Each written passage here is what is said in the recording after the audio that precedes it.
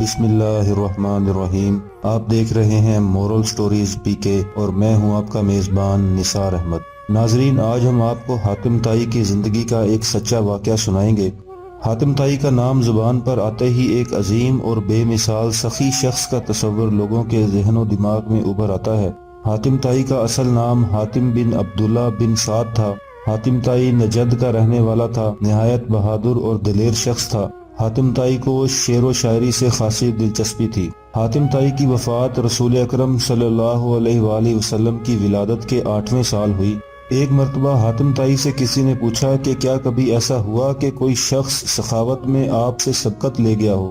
حاتم تائی نے جواب دیا، ہاں، ایک مرتبہ کا واقعہ ہے کہ مجھے قبیلہ طے کے ایک یتیم کے گھر ٹھہرنے کا موقع ملا۔ اس کے پاس 10 بکریاں تھیں۔ اس نے میری مہمانی کی خاطر ایک بکری ذبح کی اور دسترخوان پر میرے آگے اس کا مغز پیش کیا۔ مجھے مغز کا وہ حصہ بہت ہی لذیذ لگا اور میں نے کھانے کے ساتھ ہی کہا، واللہ یہ کس قدر لذیذ ہے۔ یتیم لڑکے نے جب میری زبان سے یہ الفاظ سنے تو اس نے ایک ایک کر کے ساری بکریوں کو ذبح کر کے ان کا مغز میرے آگے پیش کر دیا۔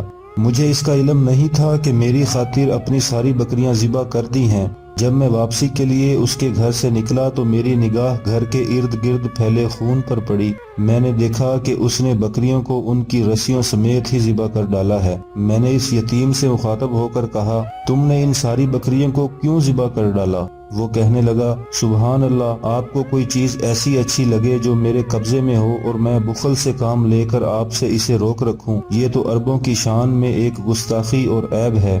حاتم تائی سے پھر پوچھا گیا کہ آپ نے بطور عوض اس یتیم لڑکے کو کیا دیا؟ حاتم تائی نے کہا، میں نے اس یتیم کو 300 سرخ اونٹنیاں اور 500 بکریاں دیں۔ یہ سن کر لوگوں نے حاتم تائی سے کہا، پھر تو آپ اس سے زیادہ سخی ہوئے۔ حاتم تائی نے ان کے جواب میں کہا، نہیں، بلکہ وہ یتیم مجھ سے زیادہ سخی تھا، کیونکہ اس نے اپنی ملکیت میں موجود سب کچھ سخاوت کر دیا، جبکہ میں نے اپنی ملکیت کا ایک چھوٹا سا حصہ دیا۔